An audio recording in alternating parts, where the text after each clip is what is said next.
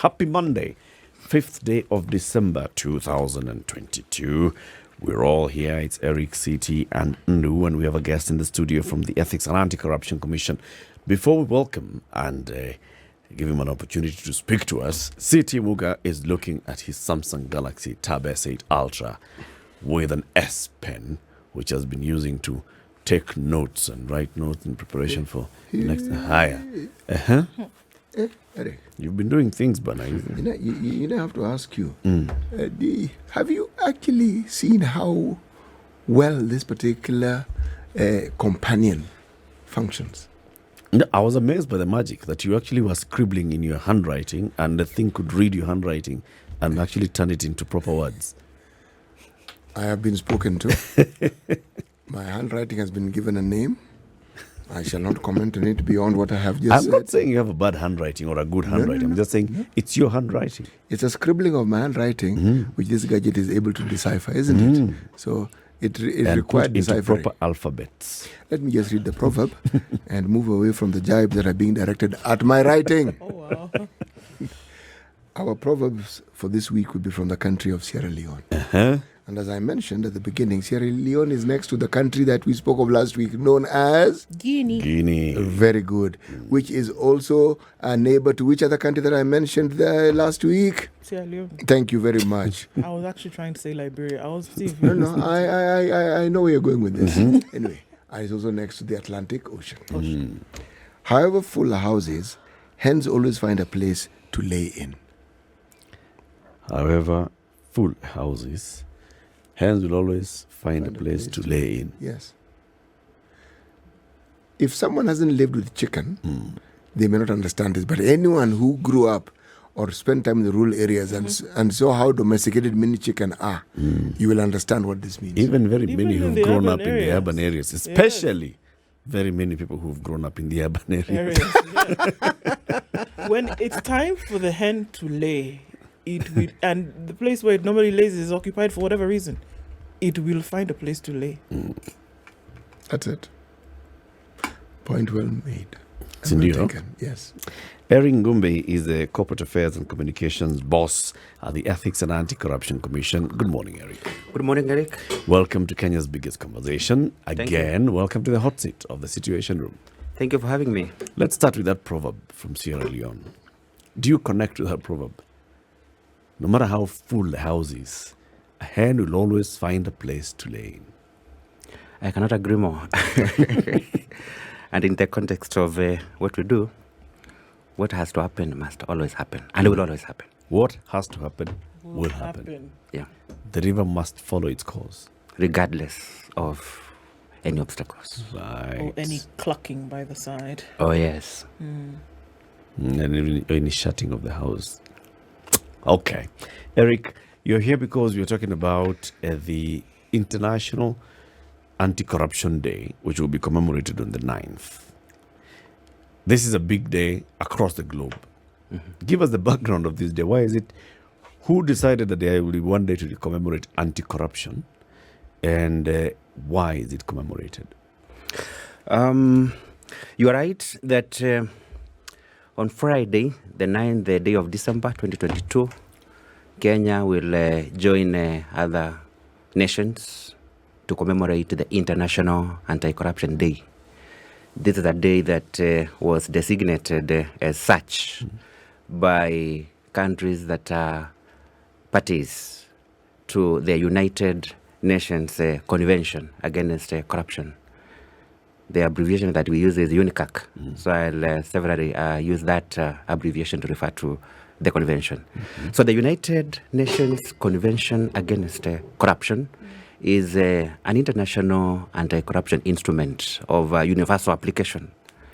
It is a globally recognized and binding tool which was developed by nations upon the recognition that corruption is a challenge, a global problem that affects all nations.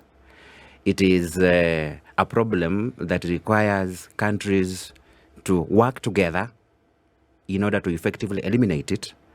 So for that reason, the United Nations Convention Against Corruption was enacted. And what is interesting is that Kenya is on record as the first country to sign and ratify that convention. That was in the year 2003. You remember when we had a regime that assumed the power on the platform of zero tolerance to corruption then. So one of the things that we did was to sign and ratify that convention. So this is a convention that provides the standards or the best practice that should guide countries when they want to effectively fight corruption. It creates certain obligations that each member state is required to domesticate within their legal frameworks at the national level. So Kenya has done a number of things. I could mention some of the things that the convention requires. The convention requires member states to have specialized agencies to fight corruption. Right. An entity that is away from other law enforcement bodies to specifically deal with the challenge of corruption. So that tells you something, that corruption is a crime, yes, but it is being singled out from all other crimes, so that we have a unit or an agency that is specifically dealing with that. And Kenya has done that because the Ethics and Anti-Corruption Commission and its predecessor institutions have basically been doing that. The other thing that Kenya has done pursuant to that convention is to ensure that it has legislation that guides the fight. And we do not have poverty of laws that we use to fight corruption. That convention also provides for certain forms of conduct that must be criminalized, international cooperation in recognition of the transnational nature of corruption, because nowadays people do not keep their loot within their countries. So there has to be mechanisms of ensuring that wherever you hide whatever you have stolen, agencies can still reach that. So countries are obligated to support each other. Okay. And that informs some of the frameworks that we have with other countries that assist us to even secure the return of what has been stolen. And I think a lot of developments have taken place in that regard. So in short, that convention signifies the recognition by all countries that corruption is a complex social, political, and an economic phenomenon that affects all of us. And if you allow me to come home, Kenyans have not appreciated the harm that corruption causes to their daily lives. When you see buildings coming down and they're killing people, some people may not know that some corrupt person allowed some procedures to be violated, perhaps in exchange for some bribe, oblivious of the danger that would attend to those who live in such houses. When you see people dying because they are not able to reach a Kenyatta hospital in time on referral, because there is no medication or they are not able to get some specialized procedure at a certain county hospital, some people are not able to connect that to corruption.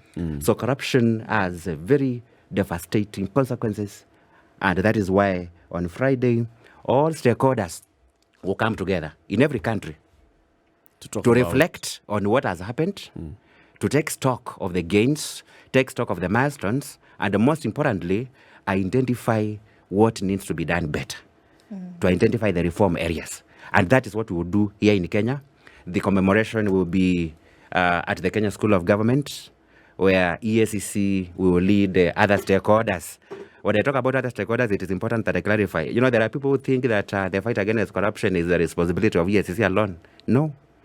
EACC is a lead agency, and you cannot lead if you do not have others doing what they are supposed to do. EACC is an investigative body, so that means that there is another agency that has to enact those laws. That is why we have Parliament. Another sector has to provide resources. We have people who should report. We have ODPP to prosecute. We have the judiciary to adjudicate those matters. So all those are key stakeholders that will, on Friday, reflect on what we have done in the last 1 year, identify gaps, and then determine what we need to do better. Okay. Let's go back to this ratification of this Treaty Convention. When was this ratification? Just as a reminder. This was... Let's talk about the ratification by Kenya. When did that happen? That was in the year 2003. 2003. Yes. Okay, that's question number one.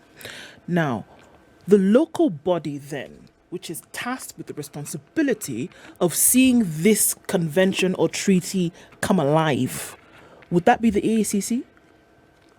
We've a number of agencies that are supposed to do different things. For example, the convention requires that we have laws covering different areas. For example, laws that provide for declaration of assets by public officials. EACC cannot enact those laws. So Parliament has done that. Then we have EACC that is supposed to investigate, recover assets that have been stolen and take them back to the public. That treaty also requires that we have a judiciary that has, set a division or a unit that should hear matters to do with the corruption. So basically, the institutional framework that should handle corruption is provided for that convention. And Kenya has domesticated most of those provisions. In fact, Article 206 of our Constitution provides that every treaty that has been ratified by the country becomes part of Kenya law. So even without enacting statutes in Parliament to operationalize the provisions of UNICAC, those provisions, as they are, do apply in this country. So we have largely the things we do today are drawn from so that we have different organizations that are working in tandem to domesticate this treaty in the country. EACC just being one of them. EACC is one of them. Okay. Now, that investigates corruption. One of the matters you spoke about is the communication of the detriment of corruption. Yes. Oftentimes we see that, we are told about cases that have gone to court. Yes. We've been told about individuals who've been arrested, yes, or that the EACC has found out 1, 2, 3. I always think that if we were to grasp the magnitude of what corruption actually does do, that perhaps we can then draw parallels between what you would need in a particular area when it came to health, education, infrastructure, and what one case of corruption could mean in terms of loss. In terms of communication, the EACC does have that information. Do you think it's something that could be communicated on a regular, on billboards, on, barazas where people meet, for them to have an understanding? Because you talked about the fact that one of the things that you grapple with is that people don't really understand the magnitude of corruption on livelihood. And what it does to them, and what it does to them.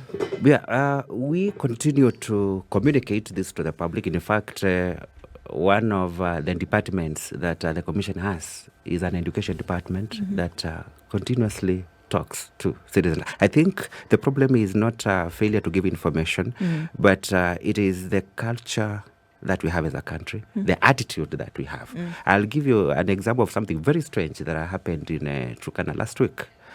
We arrested a former CC member in Turkana last week because of forgery of his academic certificates. But when our officers were on their way taking him to Turkana Central Police Station, a huge crowd came and they literally made it impossible. But of course, law cannot be defeated, so he was later rearrested. But they brought a lot of commotion. So some of the questions that we're asking ourselves is whether citizens actually do appreciate why it is important for crime. What are the citizens saying? This is our man, he's our leader. Leave him alone. This is our person. This is our person. And that is one case, and there are many other cases like that. You have seen individuals following their leaders when summoned to the commission to write statements, and you will find them dancing out there, standing in solidarity with an individual who is accused of embezzling billions of money meant to give service to them. Yes. Do you think really, Eric, that the people, with all the ujuaji that we have in this country, cannot connect corruption to the effect of corruption? Is that really it? That, actually we hear of corruption and we see bad roads, we see lack of hospitals, we see hospitals that don't have facilities, we see this and the other, and we really cannot connect the lack of these basics that we need to the corruption and the officers who are in office. Some do, but there are those who want to look at it as something that is helping one of their own. And sometimes citizens also have demands from their leaders. And there are those who appear to have the understanding that, for this individual to continue giving us this, then he needs to go to Nairobi. If they have elected a person, there are those who want to look at it as a situation where they have sent him or her to go and collect things for them. To collect their share. Yes. So these are things that need to be addressed, and that explains the challenge that you see even in our county governments today. You are elected an MCA today. People expect you to attend every burial event, every wedding, and contribute. Yes. Not just contribute, but contribute seriously. Handsomely. And that raises the other question. Who goes around, distributing their salaries? People, where do they expect you? And that's why I'm asking you. So that's why I'm saying that citizens may not know that it is actually dangerous to condone or glorify corruption. Really? Some may appreciate, that corruption is bad. Some may not know how it affects them. So it is more of a cultural problem, an attitude issue. Let me summarize it by saying that our moral fabric is shattered and it has to be repaired. So that value-based approach will be critical. And that is why the anti-corruption strategies that we have to combine various approaches. Law enforcement, for those who are not able to heed the call to do the right thing, while we continue to prevent and talking to others, to citizens, leaders, and stakeholders, Eric, to change their attitude. Our journey in the fight against corruption, started with the Kenya Anti-Corruption Commission. Yes. And then it became an authority. Yes. Or was it the other way around? We started had with an agency. the Kenya Anti-Corruption Authority first. Authority and then the commission. The Kenya Anti-Corruption Commission. And then now the ethics. And then now we came to the Ethics and Anti-Corruption Commission. Yes. Where the Constitution itself recognizes the need of linking ethics to the fight against corruption. Yes. Why was it so? Why is it that the drafter of the Constitution looked at corruption and appreciated corruption, but then also added the angle of ethics into it? This is a moral issue in the sense that an appropriate strategy that would work, not just in Kenya, but indeed in any other country, is one that makes people ethical. Because the understanding is that the moment you are ethical or the moment you uphold integrity, you are unlikely to make decisions that hurt others, because corruption hurts. So I agree with you that our moral fabric is shattered, and that is why the approaches that we use must seek to address that ethical bit. That is the essence of Chapter 6 of the Constitution, which is being implemented. And I know there are those who feel that perhaps the implementation of Chapter 6 of the Constitution has not moved at the speed that Kenyans expect. I look at this implementation as a war, and in my view, what matters in any war is whether you are making progress at every stage. Okay. Are we? I can tell you that we are making progress. I'm in agreement with you. Yeah. I'm in agreement. I'm in agreement. And one day, one time, we will be there. It's not even just one day. A lot has been done, but what remains to be done is a much lot more. Yeah. For me, it isn't even one day. The existence of the Ethics and Anti-Corruption Commission and the fact that one hears their voice, one hears what is pointed out. We have an election and a list is provided for, and we're told these people shouldn't stand. These fellows are not worth it. They are not supposed to be there. They hold their position. However, the determination isn't by them. Someone else determines it, and someone else ignores that advice. They come up again and say, this is the case. Now, this is one of the advantages of chronology. I know that there was a time when such things could not happen It didn't happen. People were never named. You didn't get names. You're being told this one did this. So and so was involved in this. So progress has been made. My worry isn't what Eric has mentioned about our ethics. No. Actually, Eric, just to show you that some progress is taking place, and actually serious progress. In the last 3 years, the Ethics and Anti-Corruption Commission has made tremendous milestones. One of the areas where the Commission has done well is in the area of asset recovery, because the law gives us the power to take away that which has been stolen, be it unexplained wealth earned by public officials or any other proceeds of corruption, and revert the same to the public. So in the last 3 years, the Commission has recovered assets valued at Kenya shillings 22.8 billion in a period of 3 years.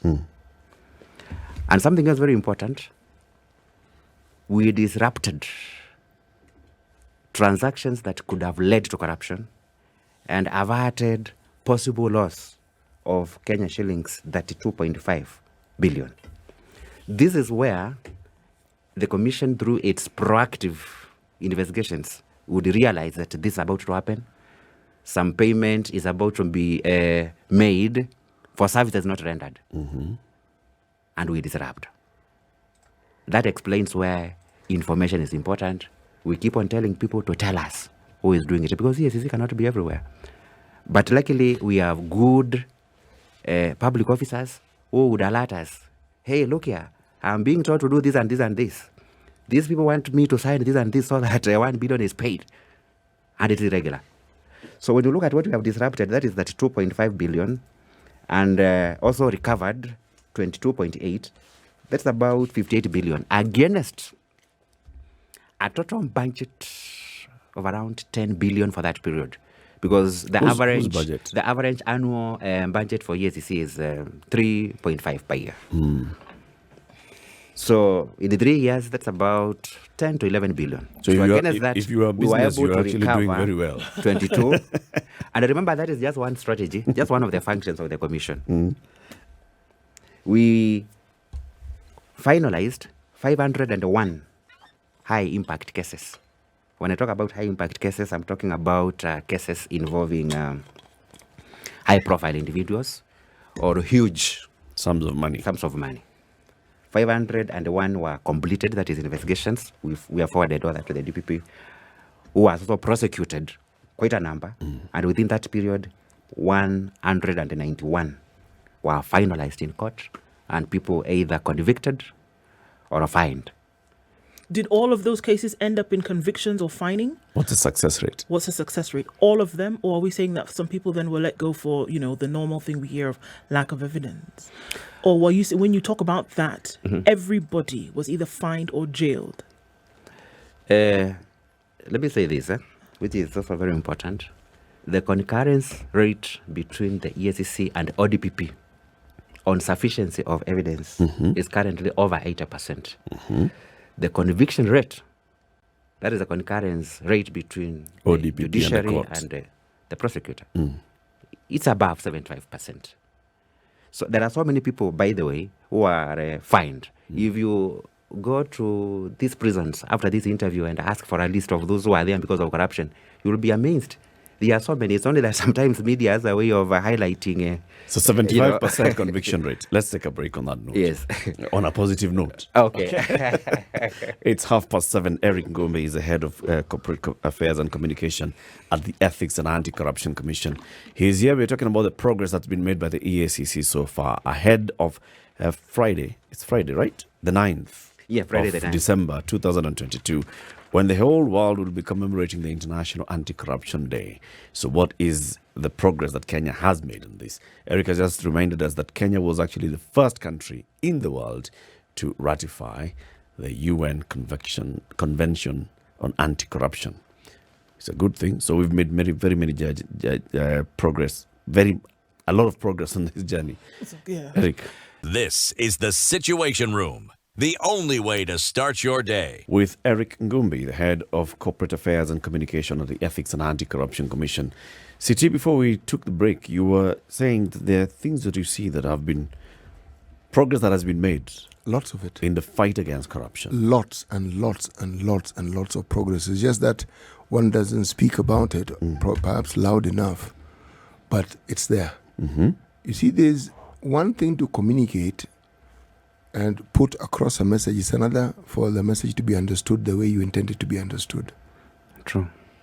Now, when you speak about corruption, you're not just speaking in a void, you're speaking against some very serious headwinds. And these headwinds are the headwinds of conditioning. When something happens over a long period of time, what we refer to as people getting used to it is what I'm referring to as conditioning. Mm-hmm. Part of the reason why people talk of the West and give examples of the West and how it is corruption is fought is because what we consider basic amenities, which are our rights as per our Constitution, you will find have been provided for. But when you live in a country where even the basics are non-existent, you see, government as it's instituted to you is actually a foreign agent. And when you come from a background where government was the source of your harassment and problems, the only way you overcome it is when you see things being done in the name of government that are positive and which meet your aspirations. Now, in the absence of these things, the amenities that the citizenry should expect as a right, in their absence, what then happens is an alternate system is created, and that's where our political leaders come in, presenting themselves as the people who are able to solve the problems, when in actual fact they don't. Because if someone encourages and endears a system where there's a dependency on handouts, how on earth is that person helping you? And yet the things we keep talking about, what are they? Roads, health, schools. These are things that every citizen in this country should expect as a given and as a norm, and yet they aren't. So the so-called political leaders assume a position that is unreal. They assume the position of saviors, whereas in fact they are the ones who are at the heart of the problem. So there is evidence that the war against corruption is actually being won. Yes, there's lots and lots and lots And of that's the corruption. Even from what Better Eric something. is telling us, Yes. 32.8 billion shillings that has been recovered since 2019. About 32.5 billion shillings that was about to be corruptly acquired, that has been disrupted. Circumvented. Right? Yes. So this is disruption at that point of at the fact or after the fact. Before it happens, there is people The alert thought- you that the- this is about to happen. The thought has taken place. People have schemed, blah, They have blah, done blah, everything They're waiting Blah. for But just signature. before the just before it is signed. money goes. Yes. And that is where we are even investing a lot because we should not wait until it happens, then seek to set the law in motion. We are engaging in a lot of preventive measures through proactive investigations. And there's another thing that is also very important. The Commission is also working with the public institutions to undertake what we call a corruption risk assessment. That is where we examine all the policies, operational areas, and the systems and the methods of work of an organization. That is dissecting and identify loopholes that may allow corruption. Then you seal them. Is it possible? The problem with that approach is that we rely on the goodwill of institutions Yes. to implement that. So we are talking to JLAC so that they could make it mandatory for organizations to implement reform recommendations arising from corruption risk assessments. And I can tell you, over 25 counties have actually been subjected to that. And the reports are there. Some governors are willing to implement. Last week, Mutula Kilonzo found such a report. And he invited us. He told us, come here and let's see show how me we how can to do implement this. So there are some who are willing to do that. Okay. The numbers that you've talked about in terms of money that has been then recovered, that's Yes. one thing. Yes. You've talked about then being able to get money that was about to then be so you circumvented a process. Is there any way to measure from the activities that you've been involved in? Yes. Is there any way to measure whether any of these activities have resulted in forming a deterrent to anyone who may be thinking, well, all right, here's a cash cow. So they've seen people have been arrested, been charged in court. They've seen that people have been fined or jailed. They've seen that EACC has moved in and then be able to stop an action from happening just before it's been able to happen. Is there any way to measure? Because obviously there's no art to tell what's going on in somebody's mind in terms of what they're going to do. But would it be possible to say that, look, in certain departments, we had seen corruption run rife over the last 5 years, and we've seen that number reduce significantly because of these other activities that have been taking place? Is there any way? Yeah, there is so much that is happening, and that includes people suffering the consequences of engaging in corruption. Probably it is not being talked about as loud as it should, especially in the area of asset recovery. How do you feel if a cow you have been milking for a number of years is one day taken away and you are told that from today you shall no longer milk this? You shall buy milk. I can tell you there are people who have actually run into depression and others hospitalized after certain things they had stolen and taken away. And that is why we continue to invest a lot in asset recovery, because once you take away that motivation, it makes it Painful. Painful, and people are able to see that there is no gain in engaging in corruption. But there's another problem. You've noticed that in the last few months, we report almost on a daily basis of something that has been recovered or a case that has been filed to recover. Yep. But now we have realized that there are some land officials who are again colluding to reallocate that land to new grabbers. And that has changed our strategic approach. You recover a piece of land or a government house, then some corrupt public official in a land office sees something that is hanging or something that wasn't there, then colludes with another thief and allocates to a new grabber. We have examples in Laikipia County, and this is what the Commission is doing now. In addition to recovering land and other properties that have been stolen, we are also going to those public officials who are located. Because, truth be told, there is no grabber who can walk into some land office and allocate themselves land and give themselves a title deed. There is a land official involved in every transaction of that nature. Of course, yes. So we are not only recovering what has been stolen, but we are also going to those public officials who are involved in that. So we continue to warn them that will not be tolerated. When I hear about asset recovery, Yes. and I then look at the mandate of the EACC, Yes. as has been prescribed by the EACC Act Yes. and the Constitution, and then I ask myself, so how many agencies are really involved in this whole sphere of fighting corruption? EACC is an investigative authority. Yes. EACC is also involved in going in instituting civil suit cases in asset recovery. There is, under the provisions of blah blah blah, that law. Yes. That long law. Which one is this? Is this The Proceeds of Crime and Anti-Money Laundering Act. Yes. That one. Yes. There is the Asset Recovery Authority. Yes. There is the Directorate of Criminal Investigations under the police. There is the Kenya Revenue Authority that will also now talk about people who are corruptly not paying taxes. Where do you draw the line between all these agencies that all have a mandate to investigate and all have a mandate to take matters to court? Let me put it this way. There are two angles to look at that. First of all, the fight against corruption cannot be the preserve of one entity. And that is why we have EACC as a lead agency. And as I said earlier, the reason why countries have specialized agencies to deal with the crime called corruption is because of the very nature of the offense itself. Corruption is not like other offenses such as murder, rape, terrorism. This one is, it has other issues including being a highly political issue. So for that reason, to ensure that there is independence on how these matters are handled, to ensure that uniform standards are applied, so that if Ndu and Executive were to engage in some kind of corruption, you will not go to different institutions and handle it differently.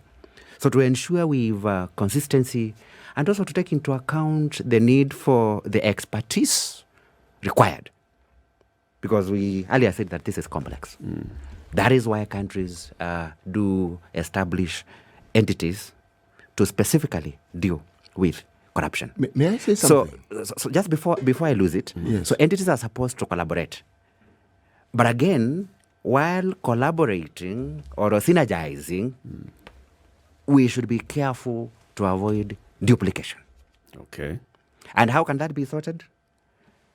By every entity clearly understanding what its mandate is, where the boundaries are, so that we do not have cases So that's my where question. we are Where duplicating. are the boundaries of the lead agency, the EACC? So for EACC, where do they start? Where do they end? Where does the DCI start? Where does it end? Where does the KRA start? Where does it end? Where does the Asset Recovery Authority start? Where does it end? Who handles what? because I'm the spokesperson for EACC, let me speak about EACC and for EACC. You're also speaking as the one who's a lead agency. You've been saying this very many times. To the extent appropriate, I will. Okay. Yes. The EACC is the entity that is constitutionally mandated to combat corruption, that is, to investigate corruption. Mm-hmm. That is pursuant to Article 79 of the Constitution. Then that article of the Constitution also requires that Parliament enacts a statute that provides how the functions of EACC shall be undertaken. And those functions have been clearly enumerated as follows: investigation of corruption. And number two, recovery of assets that have been stolen from the public and taking them back to the public. Number three, we have prevention, the one that I talked about.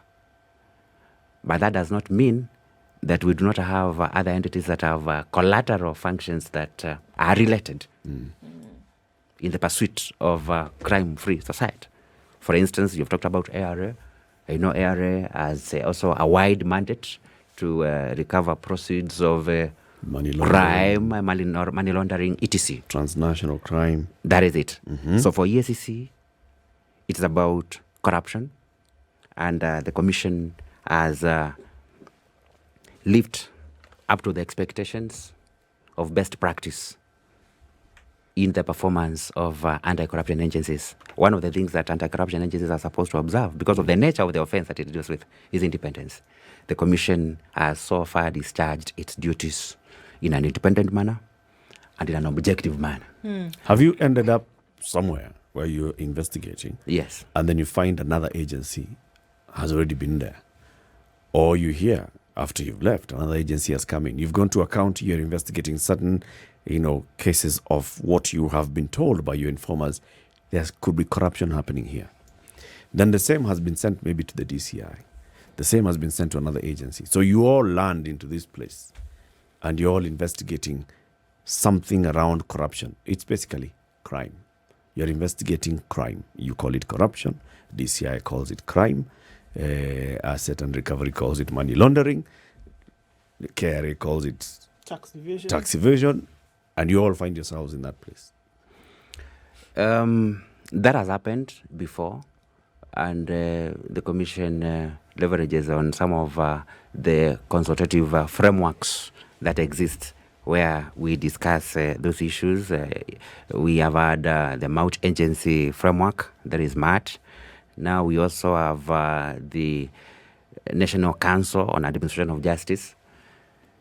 So the point I emphasize is that there is need to ensure that there is no duplication on how these matters are handled, because if we have different agencies doing different things over the same issue, that can have problems. But for us as EACC, we remain firmly focused on what our mandate is. That is to investigate and also recover Are the what laws has adequate? been stolen. I know there could be gaps here and there. And that is why we have a forum like this one where we have on Friday, so that even as we take stock of what has happened and where there are gaps, these are some of the issues that we keep on raising, because we have to collaborate. But again, it's always that a work in has progress. to work in a manner Yes. that should ensure that no agency prejudices what another one does, because we must at all costs avoid silo mentality in the fight against corruption. Are the laws But that at the same we time, have- avoiding things that could also prejudice the effectiveness that is required. Are the laws in this country adequate to help you fulfill your mandate? I'll tell you why I asked the question. You say the things that the Ethics and Anti-Corruption Commission investigates are not the same as rape, violence, mass murder, ethnic violence. And I'm saying they are. In fact, when you look at corruption and the outcome of corruption, Yes. it brings about literally all these crimes that you talk about. Where there has been corruption and where it is entrenched, the suffering that we deal with on a daily basis, the things that we see as runaway, they are as a consequence of these things. The escalation of crime, you just think about it and name it. Up until even the violence we had in the year 2007, corruption is behind literally everything that we have seen going wrong in this country now. Does the law enable you to charge a corrupt person with crimes against humanity? Because that is exactly what they do. When someone steals money meant for a county or for a ministry or for a road, that is exactly what they've done. You are right to the extent that corruption is, in a way, linked to every other evil that we see in our society. But for efficiency and seamless implementation of the laws, we have different entities that have been tasked or mandated to handle specific aspects. And I want to agree with you that if we were to effectively tackle corruption as a country, that would automatically mitigate these other crimes. Because if there is a corruption within the security sector, a person who has been compromised can allow bad elements to, to compromise our security. Yep. If we have a corrupt engineer who will approve a road that is shoddy, and thereafter an accident occurs killing people, so they are linked in one way or another.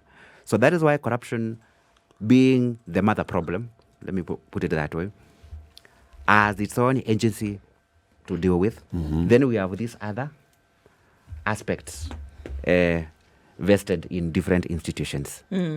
So, Eric, to answer your question, entities have to work together, but again, within a framework that allows corruption to be fought without duplication. That is necessary for efficiency and effectiveness. What are some of the challenges that you've had in the fight against corruption? Obviously, one would think from some of the things that you say that, you know, everything is going along well, but clearly there are some challenges. And what are some of those? Thank you very much. One of the challenges is what Eric was saying earlier. Our moral fabric as a society is shattered. And sometimes those who do not even plunder public resources may be viewed as stupid. We have Not people. sometimes, We have people who finalized their we have people who finalized their term of office and went home after election. So there are communities where people want to ask them, now you have come, what have you come with? You've been there for 5 years. So I think that culture needs to be addressed and people have to change their attitudes because we have to fight this collectively. Number two, after public apathy, is also the failure of key actors such as accounting officers and oversight entities to also effectively do their work. When I say this, what comes to my mind is the challenge that we have in county governments.